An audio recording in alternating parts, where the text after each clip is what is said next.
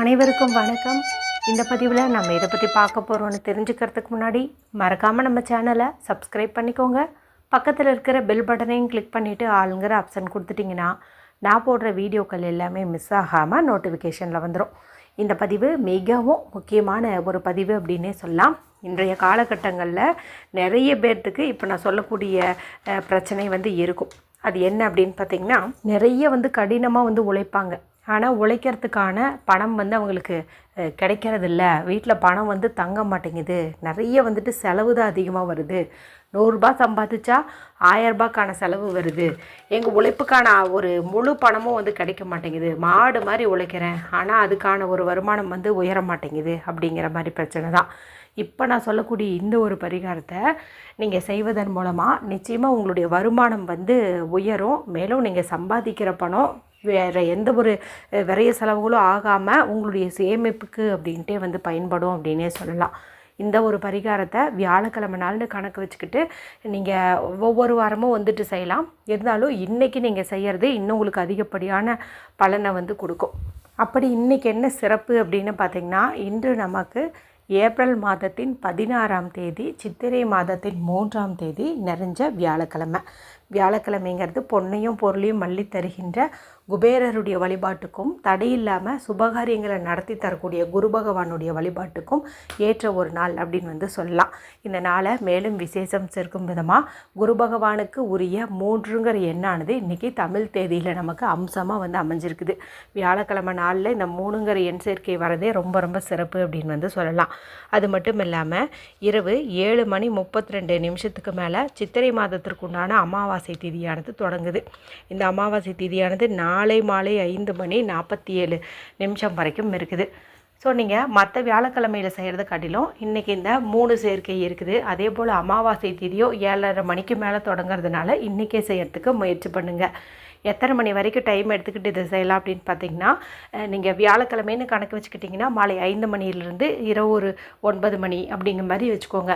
இல்லை அமாவாசையும் வரட்டும் அப்படின்னு வெயிட் பண்ணிங்கன்னா ஒரு 7:30க்கு மேலே இரவு ஒரு 9 மணிக்குள்ளே அப்படிங்கிற மாதிரி இது ஒன்று செஞ்சுருங்க. என்ன கேட்டிங்கன்னா, நீங்கள் இந்த 8 to 9 அப்படின்னு கூட டைம் எடுத்துகிட்டு செய்கிறது அற்புதமான பலனை கொடுக்கும். ஏன்னா 8 to 9ங்கும்போது நமக்கு அமாவாசை திதியும் இருக்கும், கூடவே பார்த்திங்கன்னா குருவாரையும் இருக்கும்.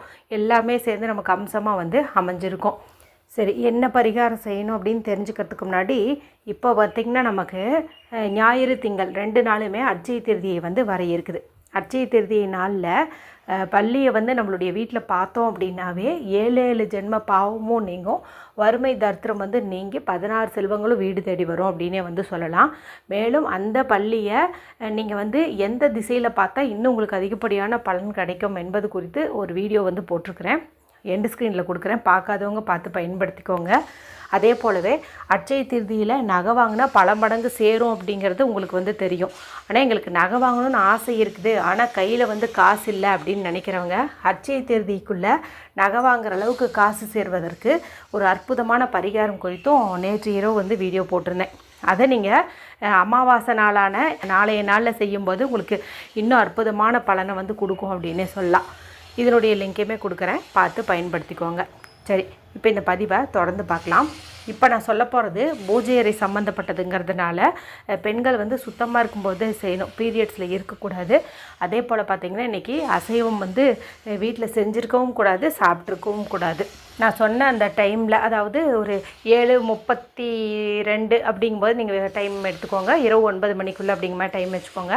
அந்த டைமுக்குள்ளார வீட்டில் மகாலட்சுமி தாயார் படம் இருந்ததுனாலும் சரி, லக்ஷ்மி குபேரர் படம் இருந்ததுனாலும் சரி, அதை நீங்கள் தொடச்சி சுத்தம் பண்ணிக்கோங்க. சந்தன குங்குமம் இட்டுக்கோங்க. முன்னாடி ஏதாவது ஒரு சின்னதாக தீபம் ஏற்றி வைங்க. ரெகுலராக ஏற்றக்கூடிய விளக்கையை கூட நீங்கள் ஏற்றி வைக்கலாம். ஏதாவது கிடைச்ச பூக்களை வைங்க. கற்கண்டு நிவேதனமாக வைங்க. இல்லைன்னா நெல்லிக்காய் கிடச்சிது அப்படின்னா நெல்லிக்காய் நீங்கள் வைங்க. அடுத்து நமக்கு 36 1 ரூபாய் காசு தேவைப்படுது. இப்படி 1 ரூபாய் காசே உங்கள்கிட்ட 36 இல்லை அப்படிங்கும்போது நீங்கள் மிக்சடாவது 36 காசு எடுத்துக்கோங்க. அடுத்து சின்னதாக கண்ணாடினால் ஆனதோ அல்லது மண் சம்மந்தப்பட்ட ஏதாவது ஒன்று, பீங்கானோ இல்லை மண்ணகலே கொஞ்சம் பெருசாக வச்சுருந்தீங்க அப்படிங்கும்போதோ அதுவோ நீங்கள் எடுத்துக்கோங்க. இவ்வளவு தான் நமக்கு தேவையான பொருள். இப்போ பூஜை அறையில் விளக்கேற்றி வச்சாச்சு இல்லையா? இப்போ வடக்கு திசை பார்த்த மாதிரி உட்காந்துக்கோங்க. ஏதாவது ஒரு விரிப்பு வந்து விரித்து வச்சு உட்காந்துக்கோங்க. இப்போ உங்களுடைய இடது கையில் இந்த 36 காசுகளையும் வந்து வச்சுக்கோங்க. உங்கள் முன்னாடி அந்த மண்ணகலோ அல்லது கண்ணாடி பவுலோ பீங்கான் பவுலோ ஏதாவது ஒன்று வந்துட்டு வச்சுக்கோங்க. இப்போ வலது கையால் ஒரு காசு வந்து எடுங்க. இதை உங்களுடைய நெஞ்சு பகுதிக்கிட்ட வைங்க. வச்சுட்டு இப்போ நான் சொல்லக்கூடிய இந்த ஒரு வரியை வந்து சொல்லுங்கள். ஓம் ஸ்ரீம் ஓம் விட்டேஸ்வராய நமக. ஓம் ஸ்ரீம் ஓம் விட்டேஸ்வராய நமக. ஓம் ஸ்ரீம் ஓம் விட்டேஸ்வராய நமக. இது பார்த்திங்கன்னா குபேரருடைய சக்தி வாய்ந்த அதே சமயத்தில் எளிமையான ஒரு மந்திரம் அப்படின்னே வந்து சொல்லலாங்க. இந்த ஒரு மந்திரத்தை நீங்கள் வந்துட்டு இப்படி கையில் காசை எடுத்து அது நெஞ்சு பகுதியில் வச்சுக்கிட்டு மனதார குபேர பகவானுடைய உருவத்தை நினச்சிக்கிட்டு இதை வந்து முன்னாடி வச்சுருக்கிற அந்த பவுலில் வந்து போடுங்க. அடுத்து இன்னொரு காசையும் எடுத்து இதே மாதிரியே நெஞ்சுக்கிட்ட வச்சுட்டு இதே மாதிரி ஒரு வரி மந்திரத்தை சொல்லிவிட்டு நீங்கள் இந்த காசை வந்து இந்த கண்ணாடி பவுலில் போடுங்க. இப்படி 36 காசுகளையும் ஒவ்வொரு முறையாக நீங்கள் இந்த மந்திரத்தை சொல்லி உங்கள் முன்னாடி இருக்கக்கூடிய அந்த பவுலில் வந்து போடணும். இப்படி 36 முறை சொல்லி முடித்த பிறகு இந்த பவுலோ மண்ணகல்லையோ காசு பிடிச்சிருக்கீங்க இல்லையா, அது உங்களுடைய 2 உள்ளங்கைக்கு நடுலையும் வச்சுட்டு லைட்டாக அப்படியே கொஞ்சம் மேலே தூக்கி போடுங்க. அதாவது அந்த சில்லறை காசுகளுடைய சத்தம் வந்து நல்லா வந்து கேட்கணும். ஏன்னா குபேரருக்கு இந்த ஒளி வந்து ரொம்ப பிடிக்குமாமா. அதனால் இப்படி குலுக்கி பண்ணுங்கள். இல்லைன்னா இப்படி கை விட்டு கூட இப்படி நீங்கள் எடுத்து போடலாம். இப்படி தண்ணீரில் நம்ம கை விட்டு இப்படி விளாடுவோம் இல்லையா, அந்த மாதிரி காசுக்குள்ளே இப்படி கை விட்டு இப்படி எடுத்து ஒன்று மேலே ஒன்று வந்துட்டு போடலாம். இது மாதிரி எத்தனை முறை போடணும் அப்படின்னு பார்த்திங்கன்னா, இது வந்து நம்ம கணக்கு வச்சுக்கணுன்ட்டு அவசியம் கிடையாது. இப்படி பண்ண நல்ல ஒரு பாசிட்டிவ் எனர்ஜி வந்து கிடைக்கும். மேலும் இந்த சத்தம் வீடு முழுவதுமே பார்த்திங்கன்னா பரவும். இது துஷ்ட சக்திகளை துரத்தி அடிக்கும். துஷ்ட சக்திகள்னால் இந்த பணம் சேர்வதில் தடை ஏற்படுத்துகிற மாதிரி, இல்லை வேறு ஏதாவது ஒன்று நெகட்டிவாக பணம் சம்மந்தப்பட்டதில் நமக்கு ப்ரெஷர் கொடுக்குதுங்கும்போது அது எல்லாத்தையுமே வந்துட்டு இது நீக்கிடும் அப்படின்னே வந்து சொல்லலாம். அதன் பிறகு இந்த காசுகளை நீங்கள் அப்படியே இன்றைக்கி பூஜை அறையில் மகாலட்சுமி தாயார் படத்து முன்னாடியோ லக்ஷ்மி குபேரர் படத்து முன்னாடியோ வச்சுருங்க. இன்றைக்கி நீங்கள் எதுவுமே வந்து பண்ண வேணாம், இது அப்படியே வந்து வச்சுருங்க. இப்போ நீங்கள் இந்த பூஜை உங்களுக்கு பிடிச்சிருக்குது, எளிமையாக தான் இருக்குது அப்படிங்கிற மாதிரி ஃபீல் பண்ணிங்கன்னா, இப்போ ₹1 காசாகவே 36 நீங்கள் வச்சுருக்கிறீங்க அப்படிங்கும்போது ரெகுலராகவே வியாழக்கிழமை நாளில் பூஜை செய்கிறதுக்கு இந்த காசை நீங்கள் அப்படியே வந்து பயன்படுத்திக்கோங்க. இல்லைங்க இந்த தடவை அமாவாசை இருக்குதுன்னு நீங்கள் சொல்லியிருந்தீங்க, அதனால் நான் வீட்டில் இந்த காசை வச்சு பயன்படுத்திட்டேன், ஆனால் எனக்கு இது செலவுக்கு தேவைப்படுது அப்படிங்கிற மாதிரி இருந்தீங்கன்னா இந்த காசை வந்து நாளைக்கு வந்துட்டு நீங்கள் எடுத்துக்கோங்க.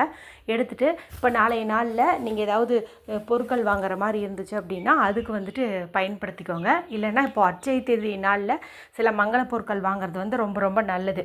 அதுக்கு கூட இந்த 36 காசுகளை நீங்கள் பயன்படுத்திக்கலாம். இன்றைக்கி வீட்டில் இருக்கிற காசை நீங்கள் கலெக்ட் பண்ணி கழுவிட்டு இந்த ஒரு பரிகாரத்தை மாலை நேரத்தில் வந்துட்டு செய்யுங்க. ஆனால் ஒவ்வொரு வியாழக்கிழமையுமே நீங்கள் இது ஒரு மாலை 5 மணிலேருந்து இரவு 9 மணிக்குள்ளே கணக்கு வச்சுக்கிட்டு செஞ்சுட்டு வரும்போது நிச்சயமாக உங்கள் வீட்டில் வறுமை அப்படிங்கிறது ஒன்று எட்டி பார்க்காது அப்படின்னு வந்து சொல்லலாம். அந்த காசுகளை நீங்கள் தனியாக ஒரு டப்பாவில் போட்டு வச்சுட்டு எப்போதுமே பூஜை பண்ணுறதுக்குன்னு பயன்படுத்திக்கோங்க. முடிஞ்ச அளவுக்கு ஒரே மாதிரி சில்லறை காசுகளை வந்துட்டு நீங்கள் ரெடி பண்ணி வச்சுக்கோங்க. அதாவது ₹1 36 இல்லைன்னா ₹5 36 இந்த மாதிரி வந்துட்டு ரெடி பண்ணி வச்சுக்கோங்க. இன்றைக்கி நமக்கு இந்த 3 சேர்க்கை அமாவாசை வியாழன் 3 சேர்ந்து இருக்கிறதுனால இன்றைக்கி நீங்கள் இதை செய்கிறது அற்புதமான பலனை வந்து கொடுக்கும். வீடியோ பிடிச்சிருந்தால் மற்றவங்களோடையும் ஷேர் பண்ணுங்கள், லைக் பண்ணுங்கள்.